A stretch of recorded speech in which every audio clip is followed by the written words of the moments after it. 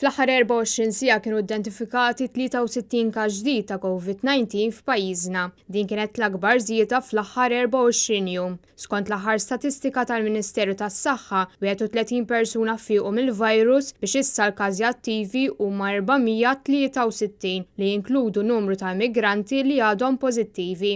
In-numru totali ta' każi mis-7 ta' Marzu l-hawn tela l-2336 u s'issa f'din is-27 ġimgħa tal-pandemija diġà kellna 178 każ ġdid. Iċ-ċifri mħabbra minn Net News qegħdin jinkludu ċifri ta' immigranti li l-Gvern qed jiskarta u jaħbihom mill-poplu fit-total ta' każijiet. Huma ċifri li qed jikkontrastaw ukoll ma' dak li qed tippubblika b'mod uffiċjali l-Organizzazzjoni Dinjija tas-Saħħa għalkemm issa jidher li l-Gvern Malti se jkun qed jikkomunika mad-WHO biex jara eżatt minn fejn ġew in-numri pubblikati fuq is-sit elettroniku ta' din l-organizzazzjoni.